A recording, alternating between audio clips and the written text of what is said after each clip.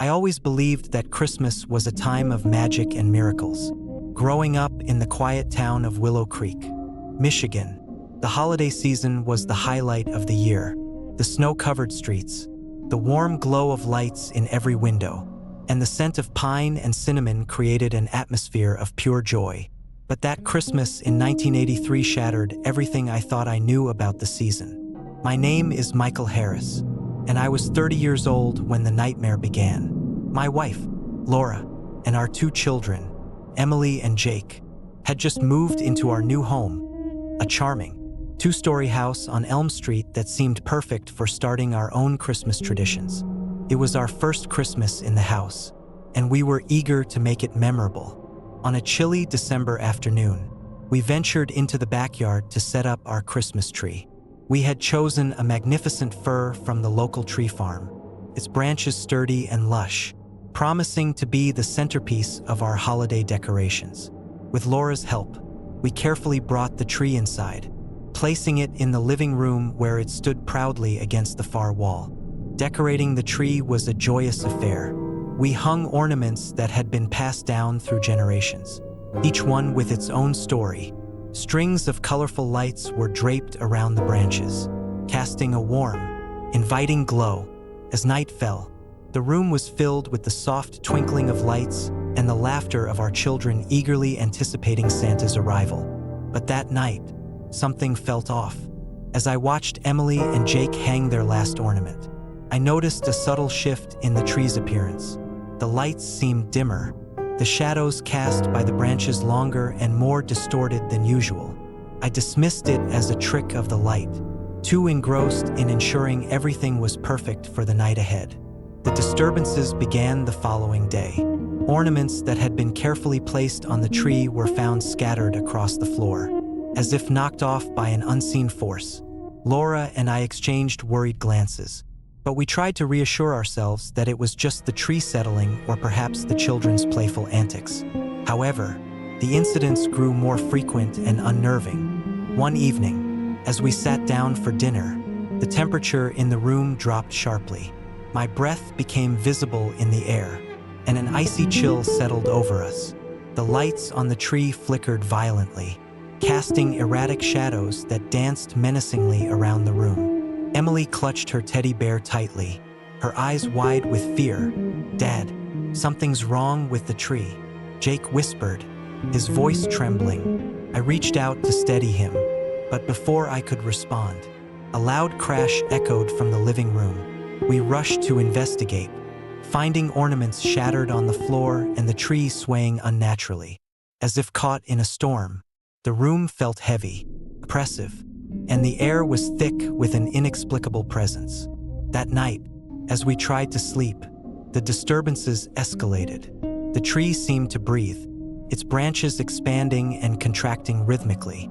The ornaments shimmered with an otherworldly light, and faint whispers filled the air. Though no one was speaking, I held Laura close, trying to shield our children from the growing sense of dread. In the early hours of Christmas Eve, tragedy struck. We awoke to the sound of shattering glass and the unmistakable thud of something heavy falling. Rushing to the living room, we found Jake lying lifeless beside the tree, his eyes staring blankly at the ceiling. Panic and horror overwhelmed us as we realized that something malevolent was at work. The police arrived quickly, their presence a small comfort in the midst of our devastation. They searched the house, finding no signs of forced entry or any explanation for the events that had unfolded. The tree stood ominously in the center of the room, its lights flickering dimly as if mocking our grief.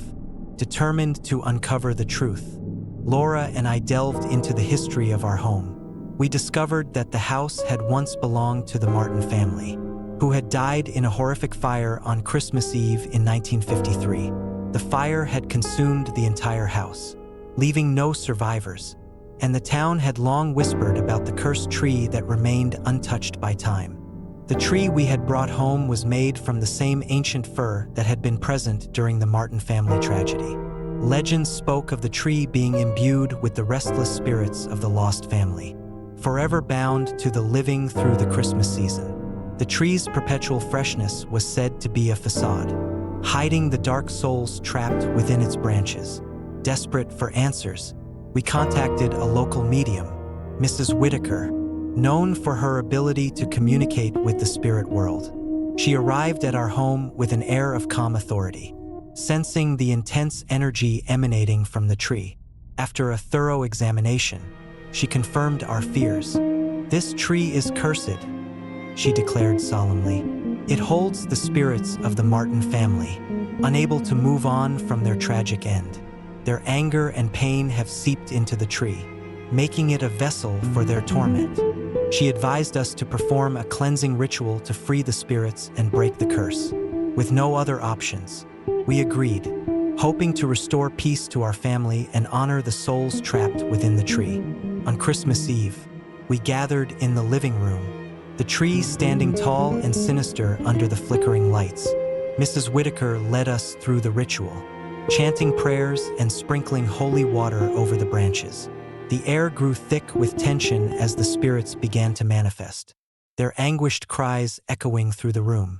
Suddenly, the tree began to convulse violently, the lights burning brighter as the spirits fought against their release. The whispers turned into wails, the branches twisting and reaching out like skeletal hands. Laura clung to me, her eyes filled with tears, while I held onto our children, desperate to protect them from the onslaught. With a final, powerful incantation, Mrs. Whitaker called out to the spirits, urging them to find peace and move on from their eternal torment. The room filled with a blinding light, and the tree's malevolent presence began to wane. The shadows receded, and the oppressive atmosphere lifted, replaced by a profound sense of calm. As the light faded, the tree stood still, its branches no longer moving, its ornaments no longer shimmering with an eerie glow. The spirits had been freed, their suffering finally at an end. Exhausted but relieved, we watched as the tree's lights returned to their normal brightness. The room once again filled with warmth and light. In the days that followed, we attempted to rebuild our lives, the memory of that Christmas Eve lingering like a shadow.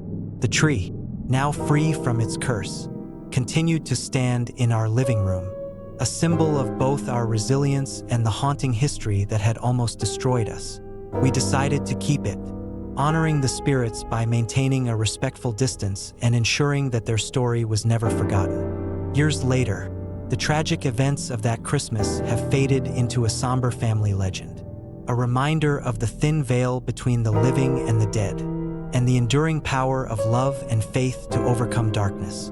But sometimes, on quiet winter nights, I still feel a chill in the air and catch a glimpse of shadows dancing around the tree, a lingering echo of the spirits we set free. So, as you gather with your loved ones this holiday season, remember that behind the twinkling lights and joyous celebrations, there may lie untold stories of sorrow and redemption. Cherish each moment, honor the past, and keep the spirit of Christmas alive. For in the heart of every celebration lies both light and shadow, and it is our duty to protect the magic that makes this season truly special. Story number 2. I never believed in the dark side of Christmas.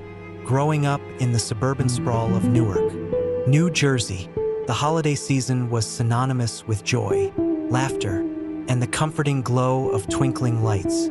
But that all changed on Christmas Eve of 1980. The night that transformed the festive spirit into a nightmare I still carry with me to this day. My name is Jonathan Blake, and I was 12 years old when the legend of the Kujia Maongjia Noel began. My family lived in a modest house on Maple Street, a quiet neighborhood where everyone knew each other, and doors were rarely locked. My parents, Robert and Margaret, worked hard to provide for my younger sister, Emily, and me. Christmas was our favorite time of year, a time when our home was filled with warmth, the scent of pine, and the excitement of unwrapping presents. That Christmas Eve started like any other. We had decorated our tree meticulously, hung stockings by the fireplace, and enjoyed a hearty dinner of roast beef and mashed potatoes. After dinner, we sat around the tree, exchanging gifts and sharing stories. The night was serene, The only sounds the crackling of the fire and the occasional car passing by outside. As midnight approached, I decided to take a walk around the neighborhood, savoring the quiet beauty of the snow-covered streets. Wrapped in my thick coat, I stepped outside, the cold air invigorating my senses. The houses were adorned with lights, and the faint sound of distant carols drifted through the night air. It was then that I saw him, a man dressed as Santa Claus, his red suit immaculate, his beard perfectly groomed.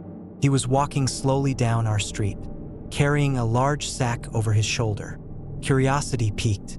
I followed him at a distance, keeping hidden behind parked cars and shadows. He moved with an unsettling grace, his eyes scanning the houses intently. As I trailed him, I noticed something odd. His smile never reached his eyes, and there was a coldness in his gaze that didn't belong to the jolly old man I had always believed in. We reached the end of the street, where an old, abandoned house stood. The windows were dark, the paint peeling, and the garden overgrown.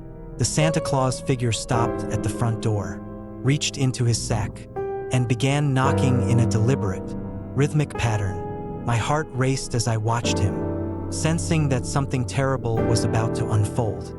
Suddenly, the door creaked open, and a frail old woman appeared.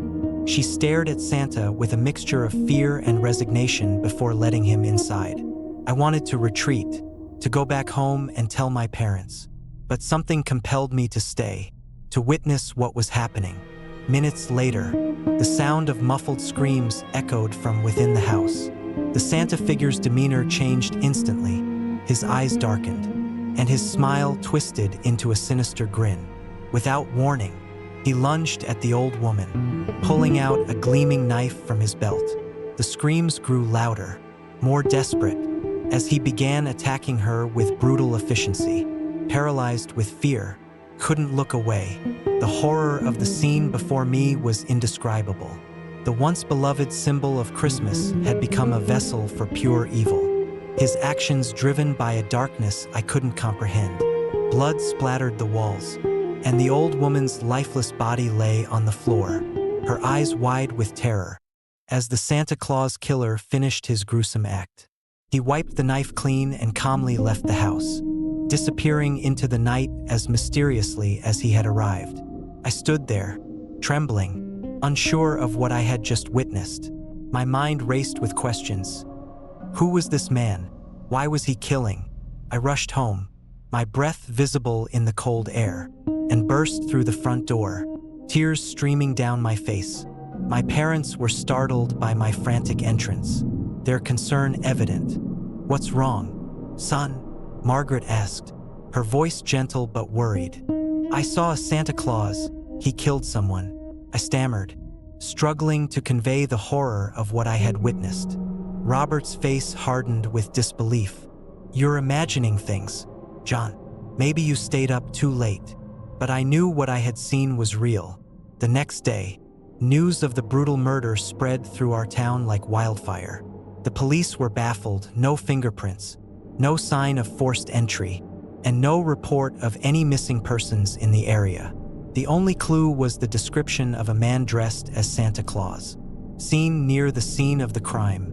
As the days turned into weeks, more incidents began to surface, reports of similar attacks, all perpetrated by men in Santa suits, each targeting families in their homes.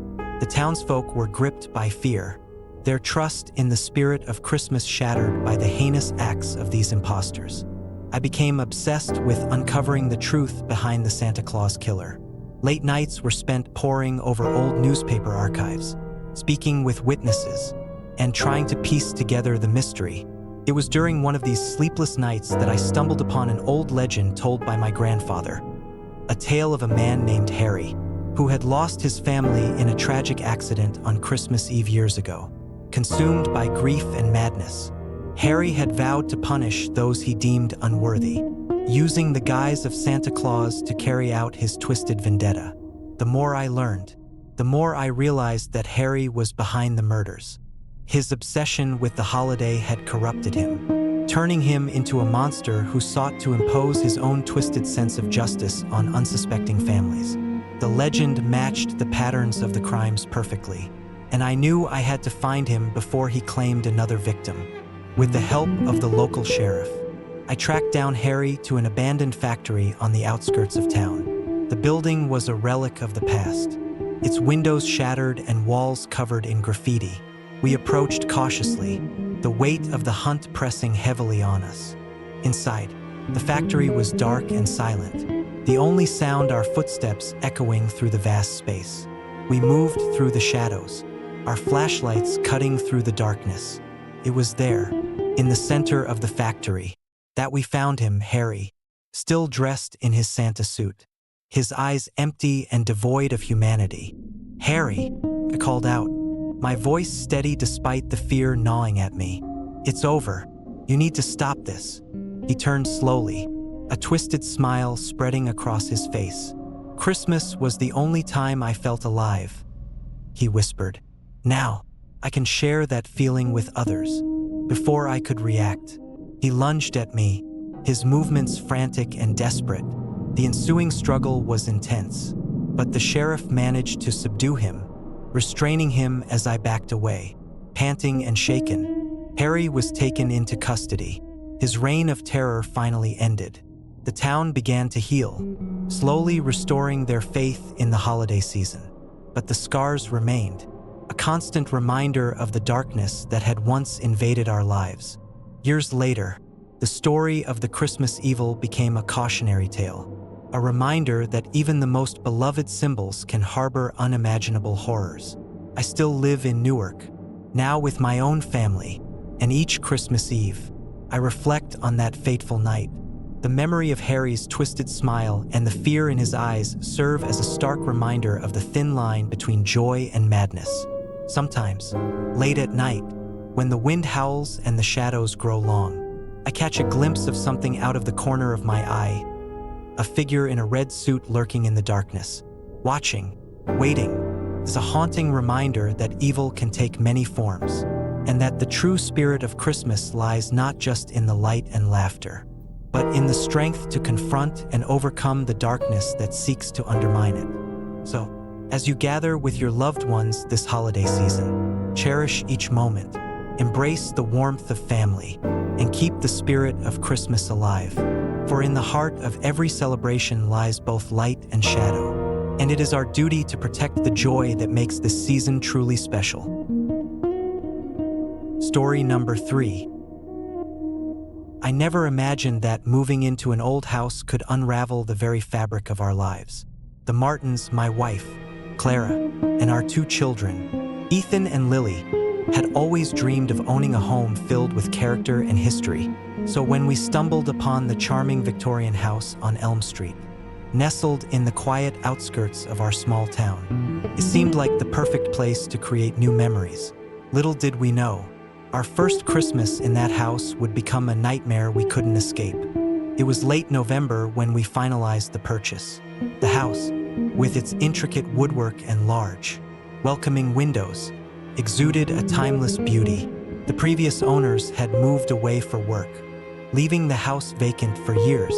As we drove the kids around to explore their new rooms, excitement buzzed through the air. Clara and I were eager to start decorating for the holidays, envisioning the tree adorned with family heirlooms and handmade ornaments. By the time Christmas approached, we had settled into a comfortable routine. We spent weekends cleaning, painting, and arranging furniture, slowly transforming the old house into our home. Decorating the Christmas tree became a cherished family tradition. We brought home a majestic fir from the local tree farm, its branches sturdy and lush, promising to be the centerpiece of our festive celebrations. The first night in the house was filled with laughter and warmth.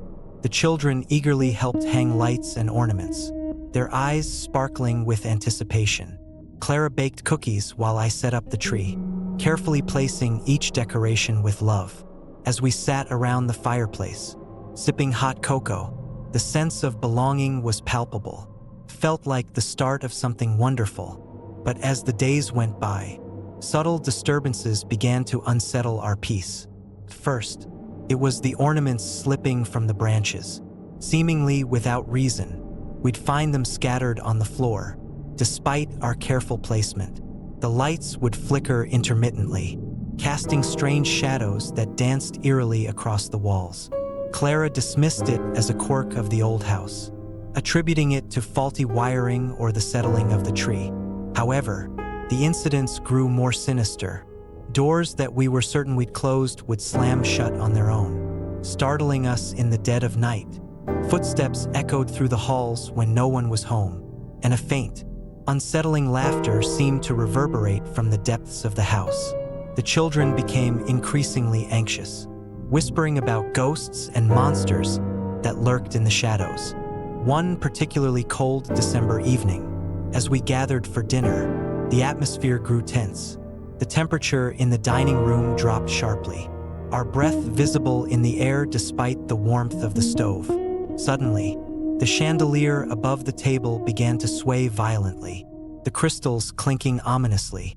Clara and I exchanged worried glances, while Ethan and Lily huddled closer, fear evident in their eyes. After dinner, we decided to investigate the source of these disturbances. We scoured the house, checking every nook and cranny, but found nothing out of the ordinary. It was then that we stumbled upon the attic, a space we had rarely ventured into. The door was slightly ajar, and a faint glow emanated from within. Driven by a mix of curiosity and apprehension, we climbed the narrow stairs. The attic was cluttered with old furniture, dusty boxes, and forgotten memories. In the center stood a large, ornate mirror, its surface covered in a thick layer of grime. As Clara wiped away the dirt, the mirror revealed a chilling sight: images of a family similar to ours, gathered around a Christmas tree, laughing and celebrating. But something was off. Their smiles were forced, their eyes hollow and empty. The air grew colder as we stared, the room feeling heavy with an unseen presence. Suddenly, the images in the mirror began to distort. The family's laughter turned into muffled cries, and their faces contorted in agony. Flames engulfed the tree, and the mirror cracked, shards spreading like spider webs across its surface. We recoiled in horror as the attic filled with the scent of smoke and the sound of cracking wood. It was then we realized the truth. The house was haunted by the spirits of a family that had perished in a Christmas Eve fire decades ago. Determined to understand what was happening, we delved into the house's history. Old newspaper archives revealed a tragic story. The previous occupants, the Harringtons, had died in a horrific fire on Christmas Eve in 1945. The blaze had consumed the entire house, leaving no survivors. Locals whispered about the house being cursed, a place where the spirits of the lost family lingered, unable to move on. As Christmas approached again, the disturbances intensified. The children's nightmares became more vivid, filled with visions of the Harrington family trapped in eternal torment. Objects moved with malicious intent, and the house seemed to resist our efforts to bring in the holiday spirit. The once joyous atmosphere had been replaced by a suffocating dread. On Christmas Eve, the culmination of our nightmare unfolded. We were gathered in the living room, trying to maintain some semblance of normalcy despite the mounting fear. The tree stood tall, its lights dimmed and ornaments covered in dust. Suddenly, the room plunged into darkness as the power went out. We lit candles, their flickering flames casting long, dancing shadows across the walls. That's when we heard it, the soft sound of children's laughter, echoing through the house. The laughter grew louder, more frantic, until it was all we could hear. The candles flickered violently, and the shadows seemed to move with a life of their own. Ethan and Lily clung to us, their eyes wide with terror. A cold wind swept through the room, and the tree began to sway as if an invisible force was at play. The ornaments started to move on their own, sliding down the branches and crashing to the floor. Clara and I tried to comfort the children, but our own fear was overwhelming. Suddenly, the mirror from the attic reappeared, its surface now clear and reflective. The spirits of the Harrington family materialized, their eyes pleading for help. "We are trapped," the ghost of the father whispered, his voice hollow. Release us from this curse. Desperate to save our home and our sanity, we sought the help of a local medium, Mrs. Whitaker. She arrived with an air of calm authority, sensing the intense presence within the house. With her guidance, we prepared for a seance, hoping to communicate with the spirits and find a way to free them. As midnight approached, the air grew thick with anticipation. Mrs. Whitaker began her incantations, her voice steady and commanding. The room seemed to grow colder, the shadows deepening as the spirits of the Harrington family appeared more vividly. Their expressions were filled with sorrow and desperation, their ethereal forms flickering in the candlelight. "We seek peace," Mrs. Whitaker intoned. "We ask for forgiveness and release the souls trapped within this home." The spirits responded, their voices merging into a chorus of pain and longing. The room trembled as the energy intensified, the boundary between the living and the dead growing thin. The tree glowed with an otherworldly light, its branches reaching out as if embracing the spirits. Suddenly, a surge of energy burst forth, and the house was filled with a blinding light. The spirits began to fade, their anguished cries giving way to a serene silence. The oppressive atmosphere lifted, replaced by a profound sense of peace and closure. The tree's lights brightened, their warmth returning to the room as the shadows receded. As the final spirit vanished, the room settled into a comforting stillness. Mrs. Whitaker smiled, her mission complete. "They are at peace now," she assured us. "The curse has been lifted." Relief washed over us as we realized the nightmare was finally over. The house felt lighter, the air warmer, and the festive spirit returned to our home. We spent the rest of the night celebrating, grateful for the newfound peace and the strength we had found as a family. In the years that followed, the story of the Christmas ghost became a legend in our town, a cautionary tale about the power of the past and the importance of confronting our fears. Our home remained a place of love and joy, untouched by the darkness that once haunted us. But every Christmas Eve, we remember the ordeal we endured, a reminder of the thin veil between the living and the dead, and the enduring power of hope and unity. So, as you gather with your loved ones this holiday season, cherish each moment and honor the memories that bind you together. For in the heart of every Christmas lies both light and shadow, and it is our duty to protect the joy that makes this season truly special. Story number 4. I never thought a Christmas could end in tragedy. Growing up in the isolated village of Ravenwood in northern Michigan, Christmas was always a time of warmth and togetherness. The snow-covered landscape, the twinkling lights, and the sound of carols filled our hearts with joy. But that Christmas in 1950 shattered everything I believed in, leaving scars that time couldn't heal. My name is Thomas Jones, the eldest son of the Jones family. We lived in a modest farmhouse on the outskirts of Ravenwood, surrounded by dense forests that seemed to whisper secrets in the dead of night. My parents, Robert and Margaret, were hardworking folk who cherished the simple pleasures of life. My younger siblings, Sarah and Johnny, were the light of our lives, their laughter echoing through the halls of our home. It was Christmas Eve, December 24th, 1950. The air was crisp, and snowflakes danced lazily from the sky, covering our little village in a pristine blanket of white. Inside our home, the fireplace crackled warmly, casting a golden glow over the room. We were gathered around the dinner table, enjoying a hearty meal of roast beef, mashed potatoes, and cranberry sauce. The tree stood proudly in the corner, adorned with handmade ornaments and strings of colorful lights that my father had painstakingly hung. After dinner, we moved to the living room to exchange gifts.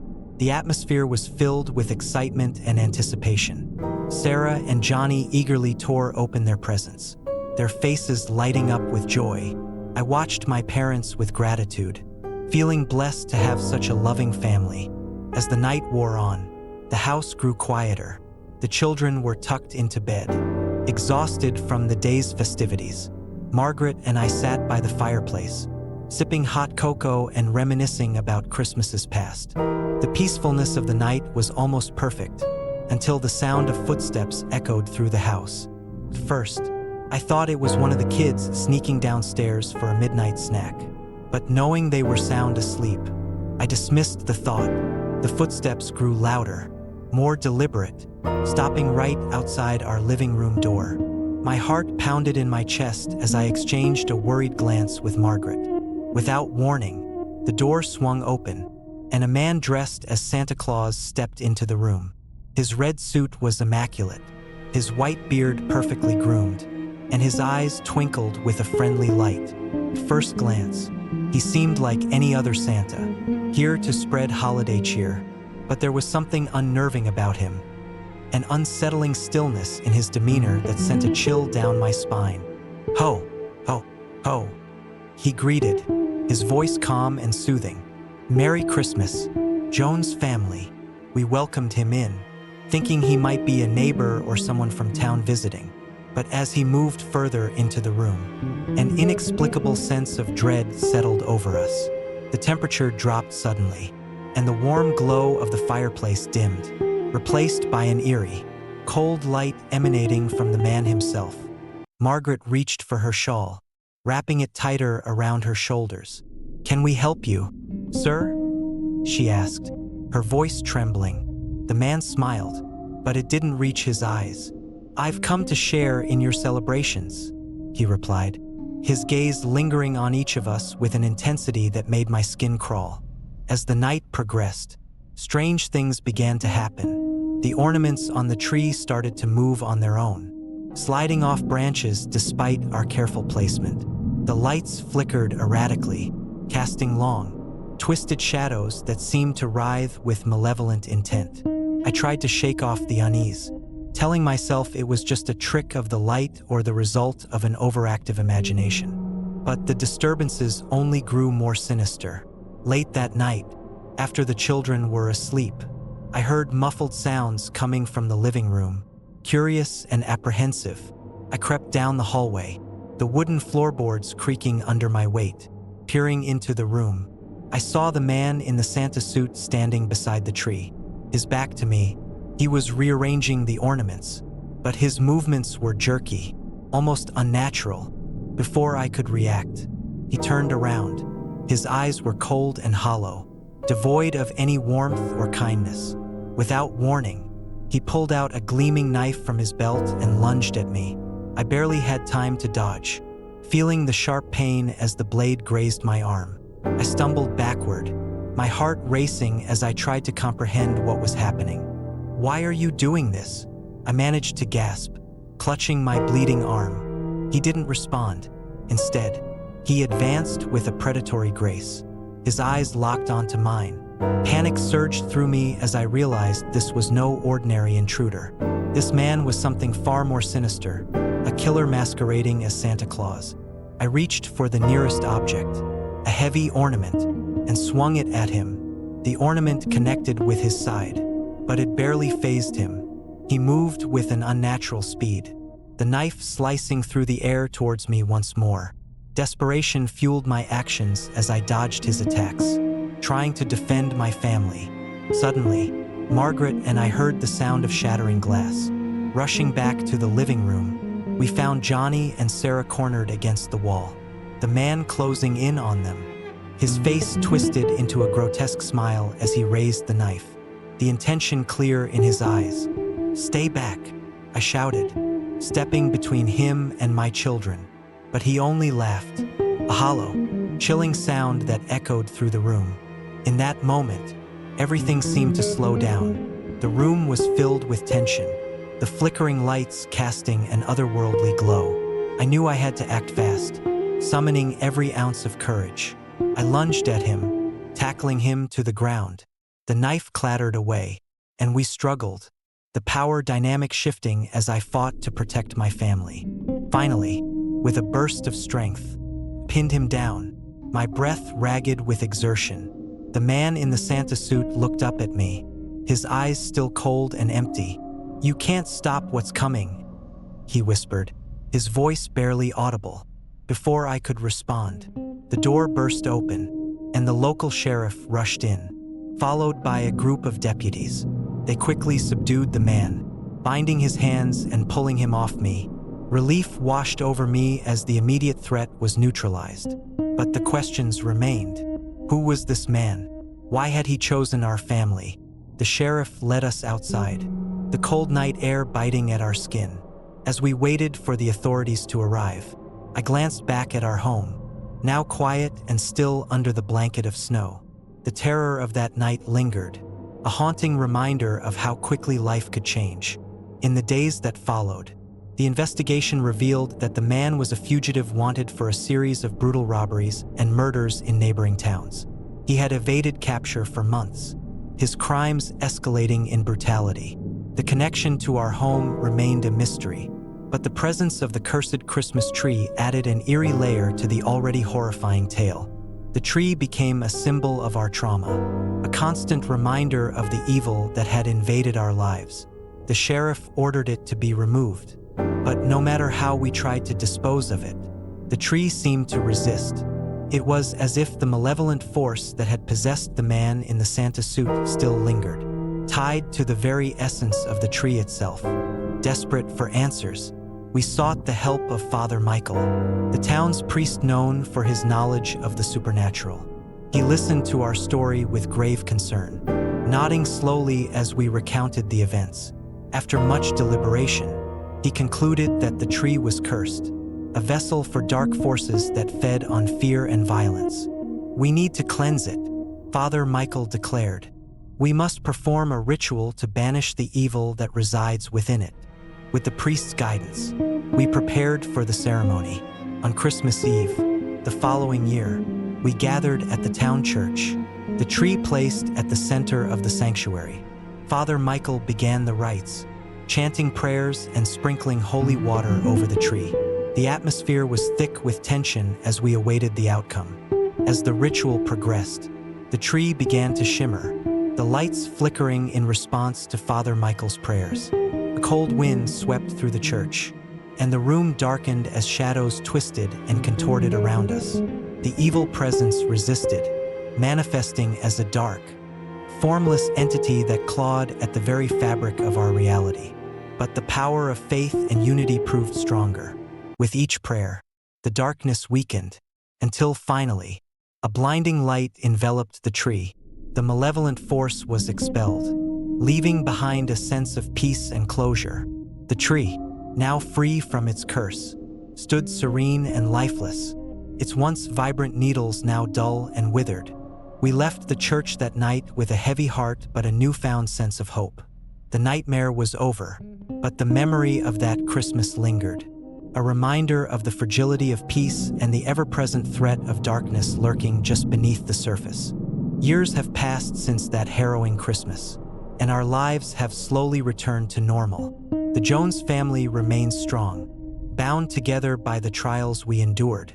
The cursed tree is long gone, replaced by a simple, artificial one that brings no fear, only the warmth of tradition and the love of family.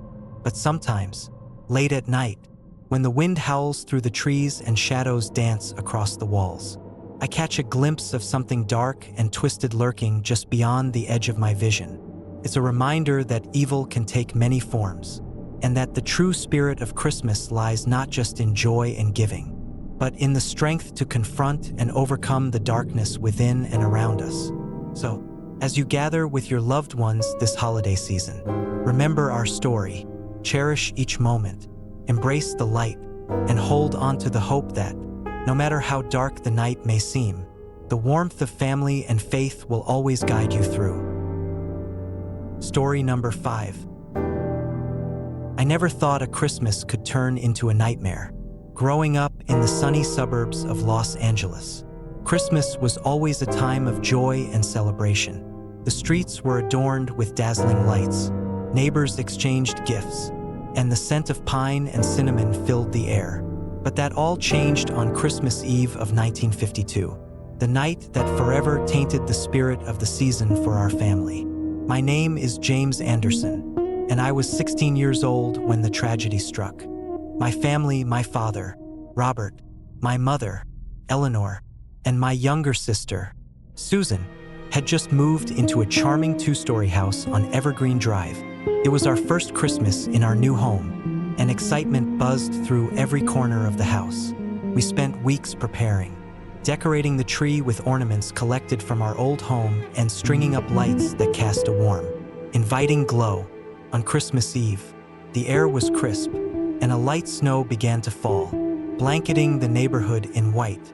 We gathered in the living room, sipping hot cocoa and sharing stories by the fireplace.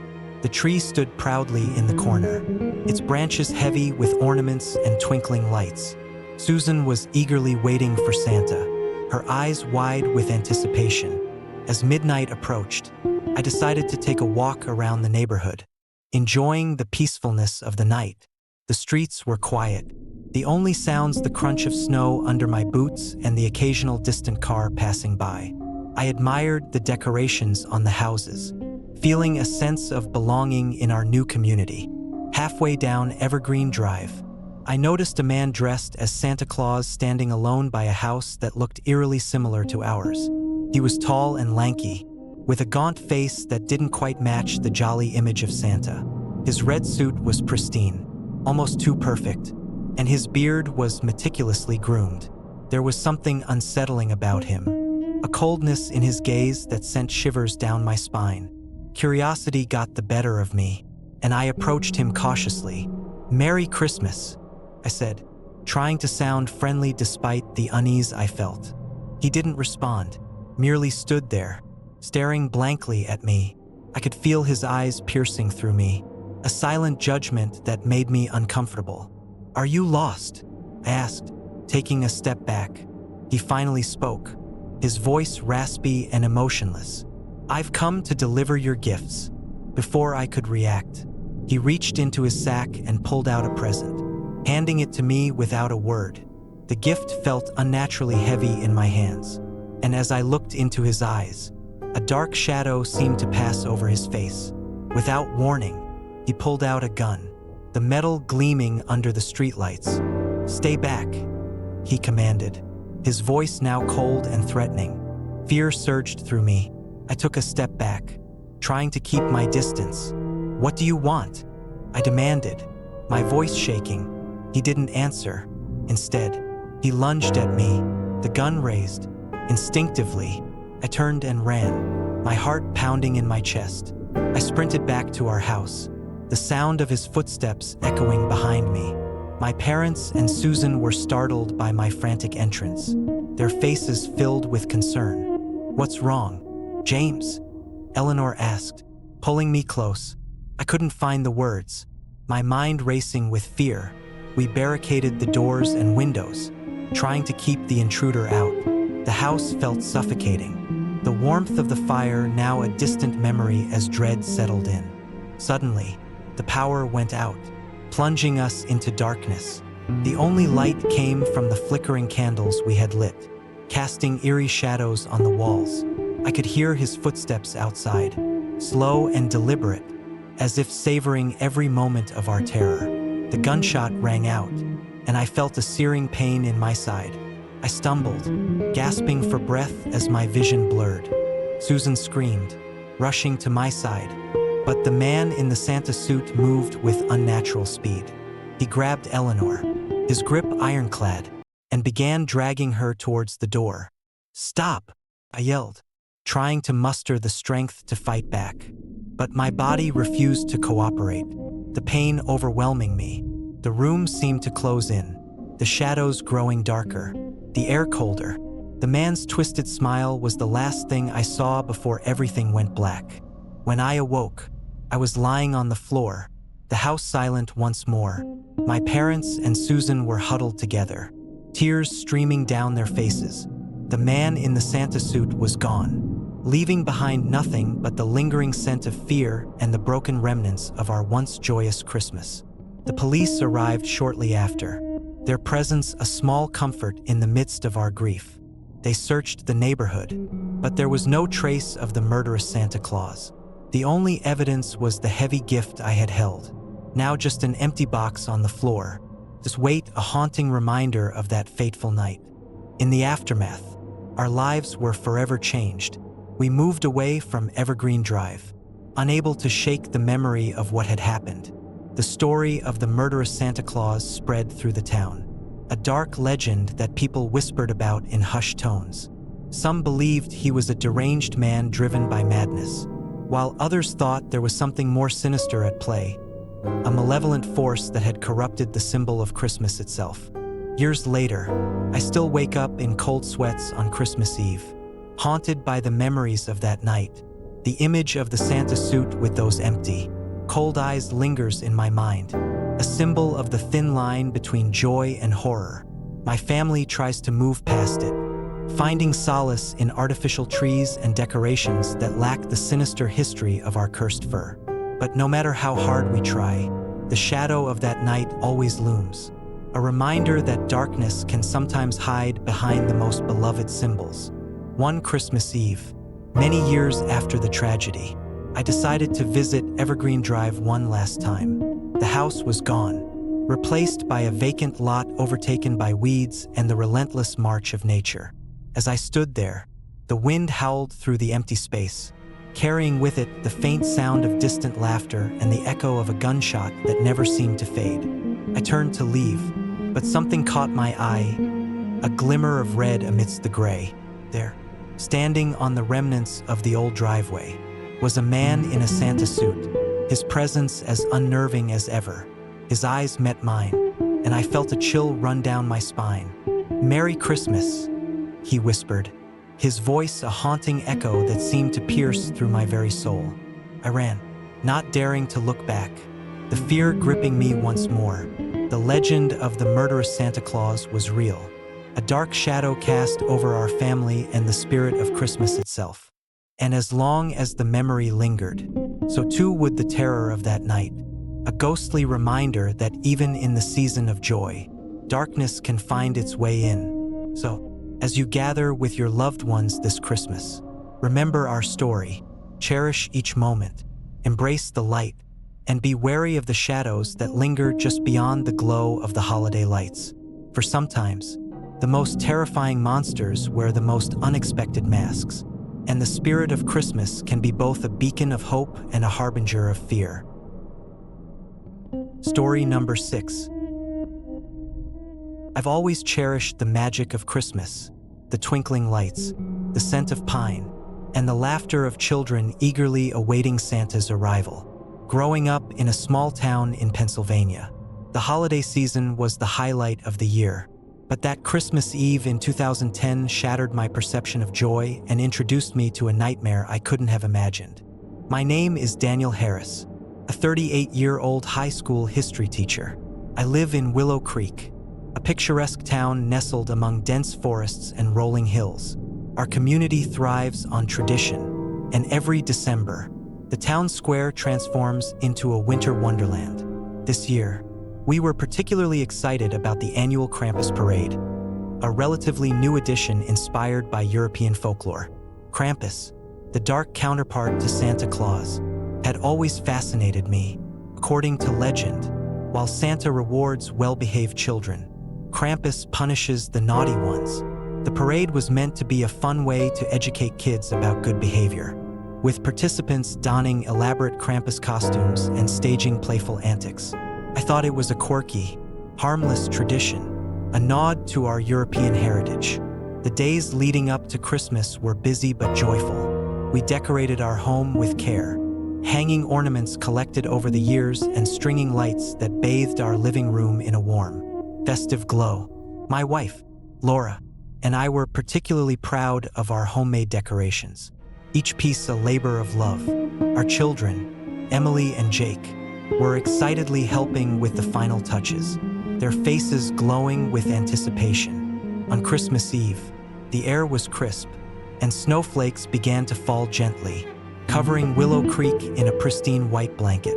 The parade was scheduled to start at dusk, and the town square buzzed with excitement. Families gathered, children bundled in colorful scarves and hats, eager to witness the spectacle of Krampus alongside Santa. As dusk settled, the first floats appeared, adorned with glittering lights and festive decorations. The Krampus participants emerged, their costumes terrifyingly realistic, horns, fangs, and menacing claws that made even the bravest children tremble.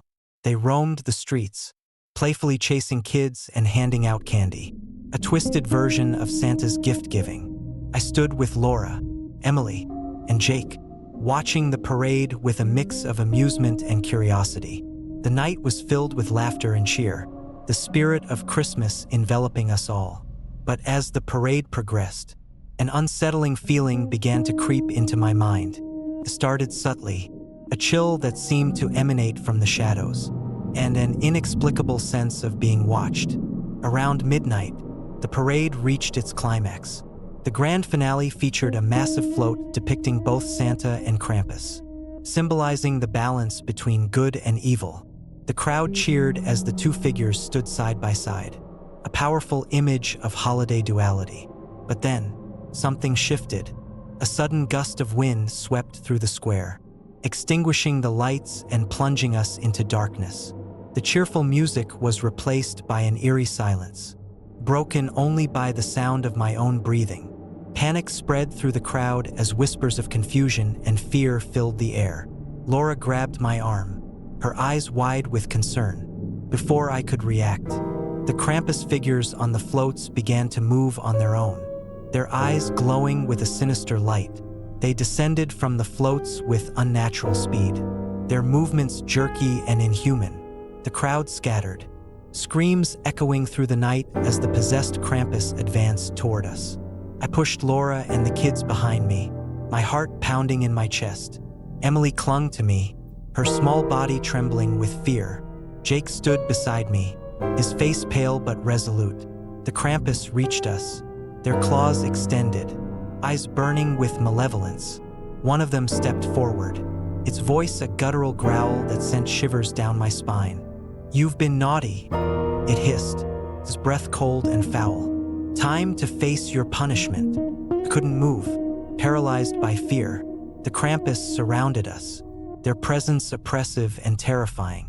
Just as all hope seemed lost, a bright light pierced the darkness. The figure of Santa Claus emerged, his red suit shining brilliantly, his eyes kind but determined. "Stop," Santa commanded, his voice booming and authoritative. The Krampus recoiled, their forms flickering like shadows at dawn. "This is not the way." For a moment, there was silence. Then, the Krampus began to dissipate, their forms dissolving into the night air as the light from Santa intensified. The oppressive feeling lifted, replaced by a sense of calm and relief. The parade resumed, but this time, the atmosphere was different. Filled with gratitude and awe, Santa approached us, his presence reassuring. "Are you all right?" he asked, his eyes kind and understanding. We nodded, still shaken but unharmed. Santa placed a comforting hand on my shoulder. "Remember, the true spirit of Christmas is love, kindness, and forgiveness. Darkness can never prevail as long as we hold onto these values." As the parade continued, the crowd slowly regained its composure, the nightmare of those possessed Krampus figures fading into a distant memory. But the experience left a lasting impact on me and my family.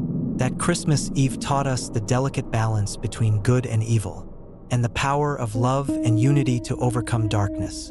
In the days that followed, we reflected on what had happened. The town rallied together, strengthening our bonds and reaffirming our commitment to the true meaning of the season. The Krampus parade continued in the years to come, but with a newfound respect and understanding of its origins and the lessons it imparted. Sometimes, late at night, I still feel a chill or catch a glimpse of something lurking in the shadows, a reminder of that terrifying Christmas Eve. But now, I embrace the warmth and light of the season with even greater appreciation, knowing that love and goodness will always triumph over darkness. So, as you gather with your loved ones this Christmas, remember our story, cherish each moment, spread kindness, and hold onto the true spirit of the season. For in the heart of every holiday lies both light and shadow, and it is our love that keeps the darkness at bay.